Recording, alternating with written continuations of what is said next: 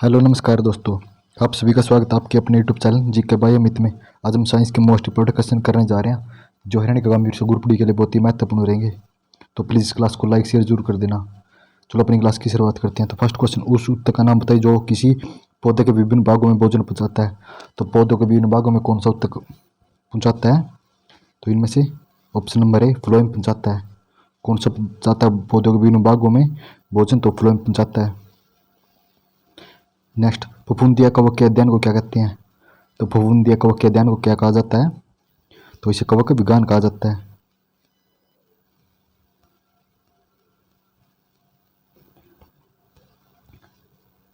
एक्सोबोलॉजी एक विज्ञान है जिसका संबंध किससे है?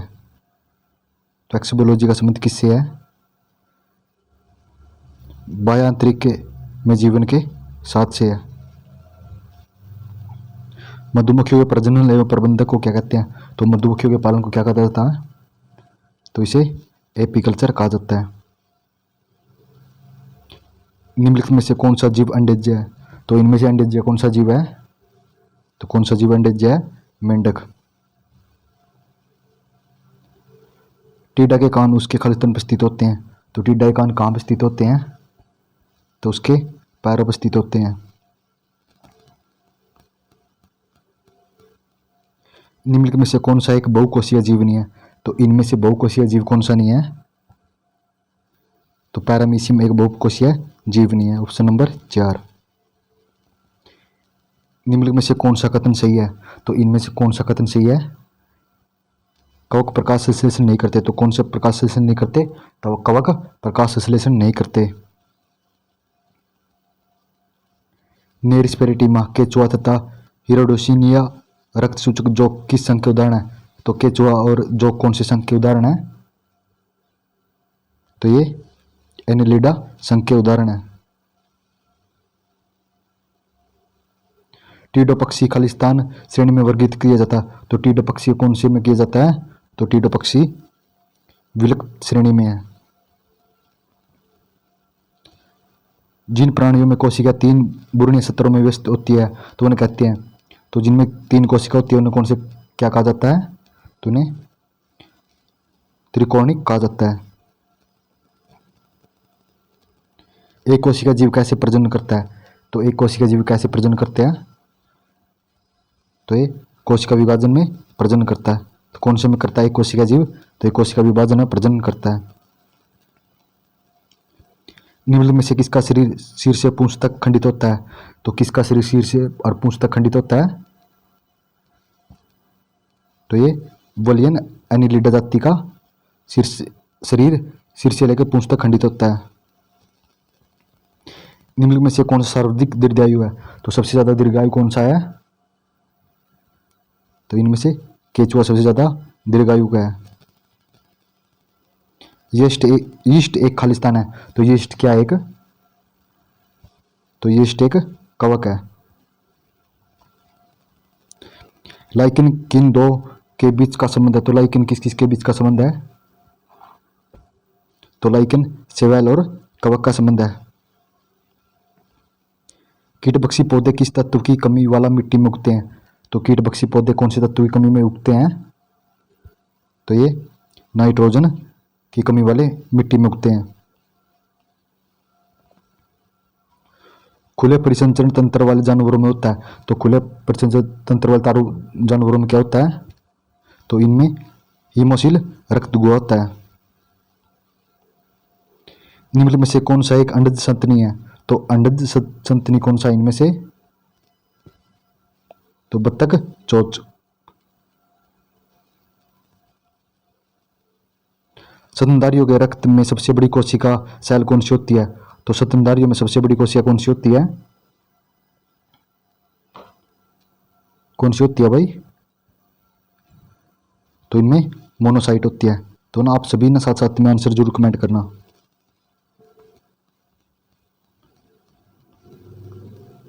द्विपद नाम पद्धति किसने प्रस्तावित की थी? तो द्विपद किसने प्रस्तावित की थी? तो ये लिनियस ने प्रस्तावित की थी। 5 किंगडम वर्गीकरण किसने प्रस्तावित किया था? तो 5 किंगडम पर वर्गीकरण किसने प्रस्तावित किया था? तो ये आर एच विटलर विटेक करने किया था। किसने? विटेक, आर एच विटेकर ने। योग्यता की उत्तरजीविका को किसने प्रतिपादित किया था? तो योग्यता की उत्तरजीविता को किसने प्रतिपादित किया था? तो ये प्रतिपादन डार्विन ने किया था। अमरबेल क्या है? तो अमरबेल क्या है? अमरबेल एक परजीवी है। निम्न में से किसका खाद्य शीरा युक्त होता है? तो किसका खाद्य शीरा युक्त होता है? तो मत्स्य खाद्य शीरा युक्त होता है। कान का पर्दा किस जीव में नहीं होता? तो कान का पर्दा कौन से जीव में नहीं होता? तो कान का पर्दा सांप में नहीं होता। वनस्पति जगत में निकल में से किसका जल सतलचर कहते हैं? तो वनस्पति जगत में किसे जल सतर कहते हैं? तो इनमें से किसे कहा जाता है? बायोफाइटा को स्थल चर कहा जाता है। नीला हरा शैवाल काई किस समूह में शामिल किया गया? तो काई को कौन से समूह में शामिल किया गया? तो काई को साइनोबैक्टीरिया या नील जीवाणु में सम्मिलित किया गया। तो किसमें किया? काई को साइनोबैक्टीरिया में।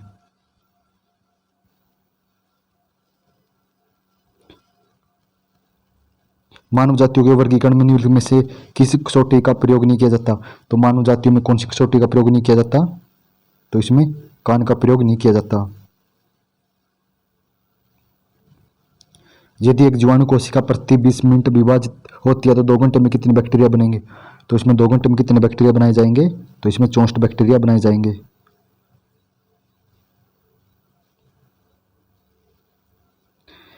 निम्नलिखित में इसमें किसमें रक्त नहीं होता लेकिन श्वास पर्सनल होता है? तो इनमें से किसमें रक्त नहीं होता और श्वास होता है? तो ये किसमें होता है? हाइड्रा में। तो हाइड्रा में रक्त नहीं होता लेकिन श्वास पर्सनल होता है। रेगनी और विसर्पण करने वाले कशेरुकी जंतुओं के प्रकार को क्या कहते हैं? तो रेगनी और विसर्पण करने वाले को क्या कहा जाता है? तो इसे रेप्टिलिया कहा जाता है। क्या कहा जाता है? रेप्टिलिया। निम्नलिखित में से किसकी उपस्थिति के कारण गिरगिट रंग बदलता है? तो गिरगिट किसकी उपस्थिति के कारण रंग बदलता है? तो वर्गी लव के कारण गिरगिट रंग बदलता है। किसके कारण? वर्गी लव के कारण।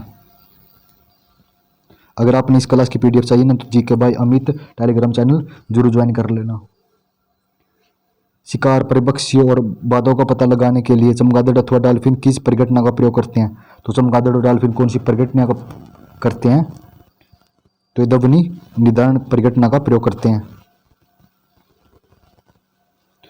कौन सा बाघ हाथी के गजंत्र के रूप में बदलता है? तो कौन सा बाघ बदलता है? तो एक दूसरा कृतक बदलता है। निम्नलिखित में से विशालतम स्तनधारी कौन सा है? तो इनमें से विशाल स्तनधारी कौन सा है? तो इनमें से व्हेल एक विशाल स्तनधारी है। निम्न में से कौन सा नियतापी प्राणी है? तो नियतापी प्राणी कौन सा इनमें से? तो नियतापी प्राणी कौन सा है? ये भी व्हेल है।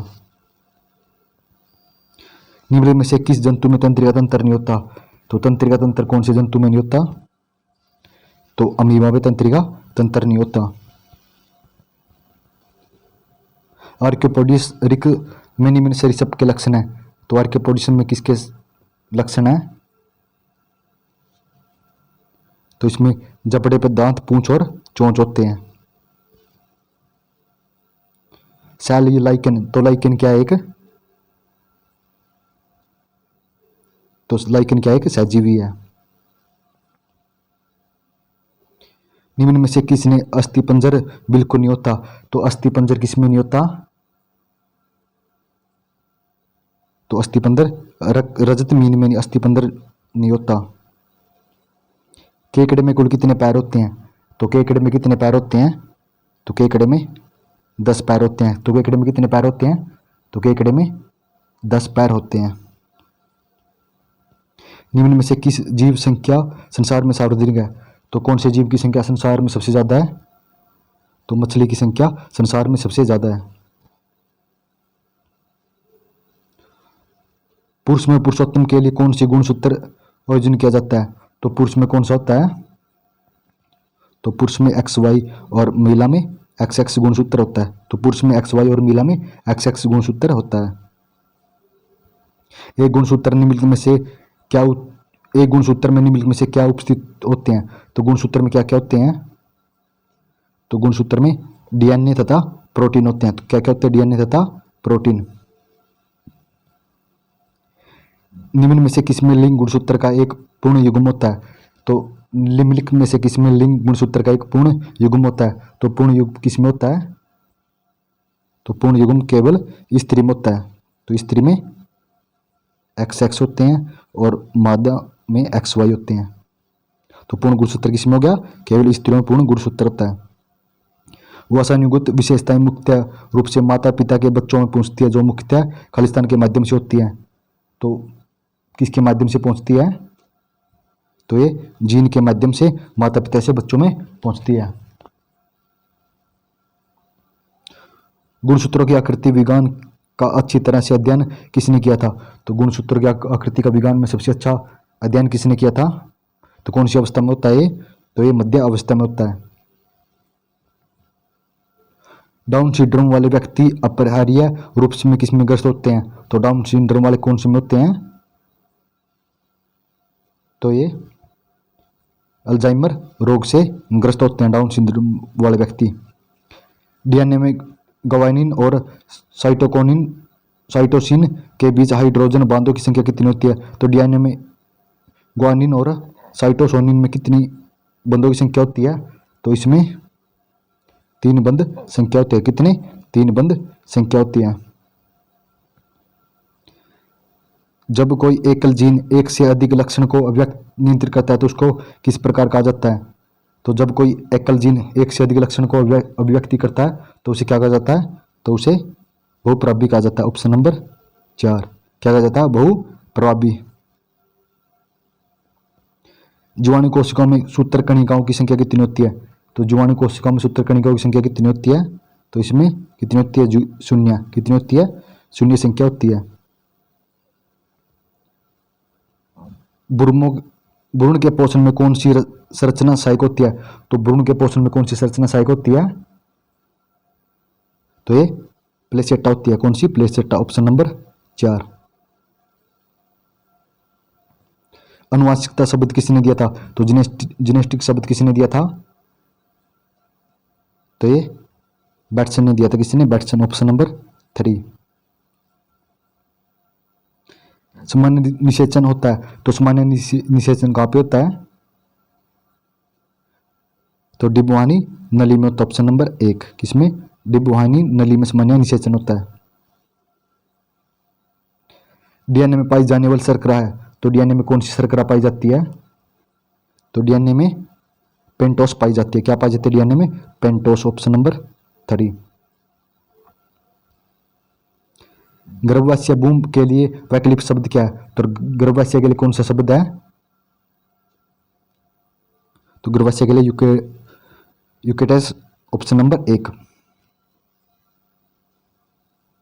माधव कोशिका की इकाई का कोशिका के गुणसूत्र क्रोमोसोम की संख्या कितनी होती है? तो मादा में कितने गुणसूत्र होते हैं? तो कितने होते हैं? 46 और 23 जोड़े 46 गुणसूत्र होते हैं। एलोसोम होते हैं तो एलोसोम क्या होते हैं? तो एलोसोम लिंग गुणसूत्र होते हैं। ऑप्शन नंबर 4 तो एलोसोम लिंग गुणसूत्र होते हैं। जीन शब्द सबसे पहले किसने बनाया था? तो जीन शब्द सबसे पहले किसने बनाया था? तो WL जॉनसन ने। किसने? WL जॉनसन ने जीन शब्द बनाया था। Option number 2। बच्चों का लिंग निर्धारण होता है तो बच्चों का लिंग निर्धारण कहां पे होता है? तो बच्चों का लिंग निर्धारण पिता के गुणसूत्रों द्वारा होता है। ऑप्शन नंबर 1 पिता के गुणसूत्रों द्वारा बच्चों का लिंग निर्धारण होता है। एम्ब्लियोटिनिस पर कानूनी प्रतिबंध लगाया गया क्योंकि? तो एम्ब्लियोटिनिस का प्रयोग किसमें किया जाता है? इसका प्रयोग भ्रूण में लिंग चुनाव के लिए किया जाता था। Option number 1। माइक्रोक्रांडिया शब्द किसने बनाया था? तो माइक्रोक्रांडिया का शब्द किसने बनाया था? तो किसने बनाया था? ये कार्ल बेडा ने। Option number 2। अनुवांशिक यूनिट अर्थात जीन होते हैं। तो जीन क्या होते हैं? तो जीन गुणसूत्र या क्रोमोसोम होते हैं। Option number 2। किसी शिशु में वसागत जीनों की कुल संख्या कितनी होती है? तो कितने वसागत जीन होते हैं? तो ये माता पिता से प्राप्त जीनों की संख्या के समान होते हैं। तो माता पिता से प्राप्त जीनों की संख्या के समान होते हैं। Option number 3। सॉरी भाई,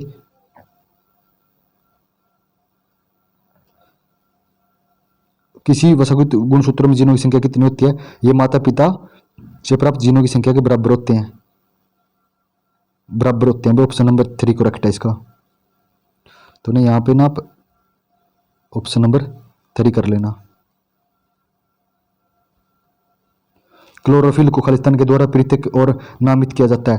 तो क्लोरोफिल को किसके द्वारा पृथक किया जाता है? तो केवट और प्लेटियर द्वारा किया जाता है। Option number 4। निम्न में से कौन सा जीव कोशिका सिद्धांत का अनुरूप नहीं है? तो इनमें से जीव कोशिका का अनुरूप कौन सा नहीं है? तो इनमें से वायरस नहीं। Option number 2। वह कोशिका अंग है जिसमें श्वसन और ऊर्जा उत्पादन के जैसी जैव रासायनिक प्रतिक्रिया होती है। तो ये किसमें होती है? जैव रासायनिक प्रतिक्रिया माइटोकॉन्ड्रिया में होती है। Option number 1।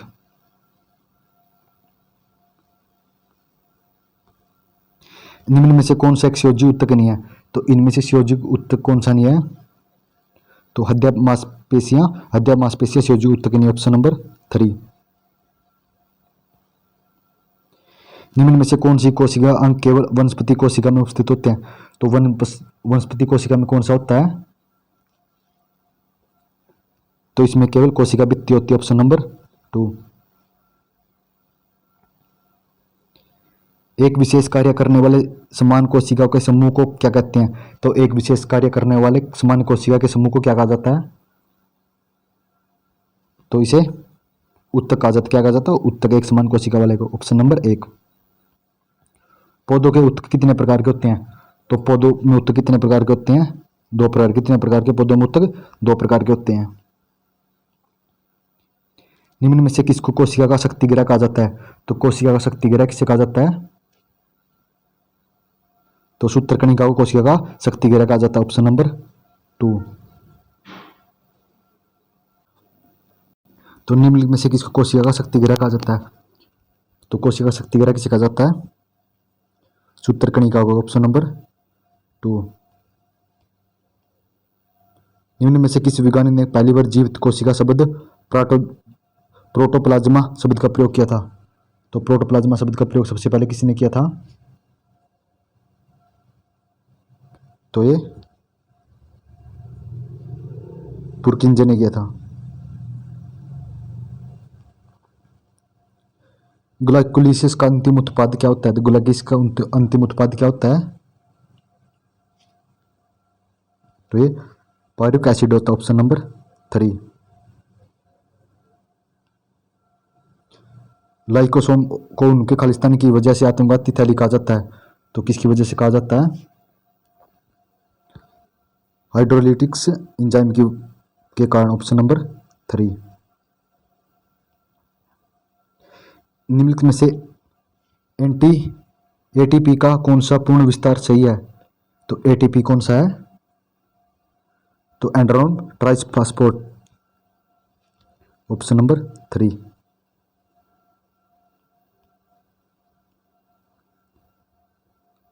सॉरी भाई। तो एटीपी का पूर्ण रूप क्या है? तो एंड्रोसिन ट्राइफॉस्फेट। ऑप्शन नंबर 2 है भाई।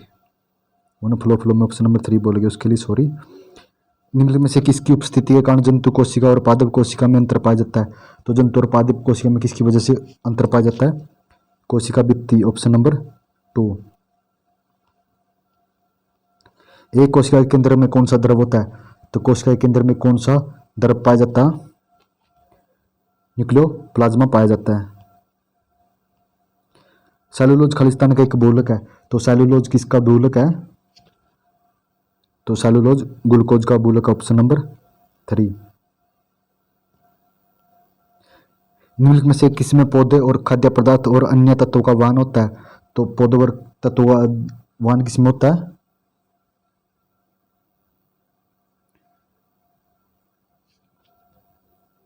किसमें होता है? फ्लोएम में होता है, ऑप्शन नंबर 2।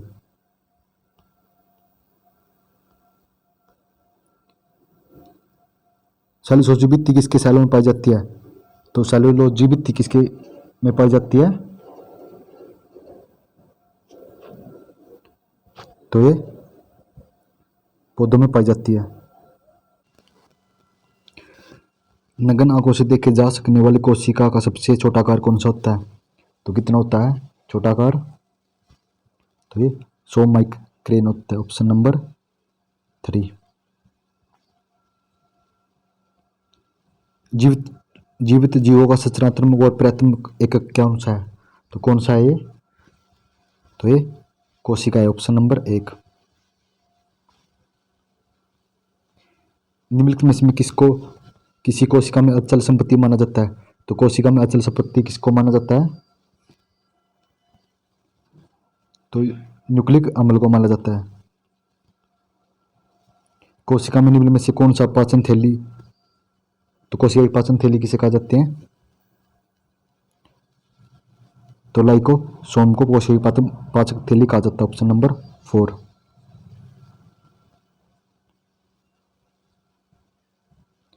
जन्म के बाद और मानव के किस ऊतक में कोई कोशिका विभाजन नहीं होता? तो कौन से ऊतक में नहीं होता? तंत्रिका में, ऑप्शन नंबर 2। निम्न में से किस कोशिका को एटम बम कहते हैं? तो एटम बम किसे कहा जाता है? तो एटम बम भी लाइकोसोम को कहा जाता है। किसी जीवित देह के भीतर कोशिका या ऊतक की मृत्यु को कहते हैं? तो उसे क्या क्या कहा जाता है? नेक्रोसिस कहा जाता है।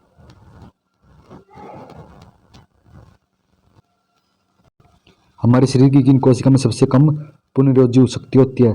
तो सबसे कम पुनर्योजी शक्ति किसकी होती है? तो ये मस्तिष्क कोशिका की होती है। तो धन्यवाद दोस्तों, आप सभी कमेंट करके जरूर बताना कि आपको ये 200 क्वेश्चन कैसे लगे। तो अगर आपको ये क्लास अच्छी लगी हो ना, प्लीज़ इस क्लास को लाइक शेयर और जो भी नया जुड़े चैनल सब्सक्राइब जरूर कर देना। आपका बहुत बहुत धन्यवाद।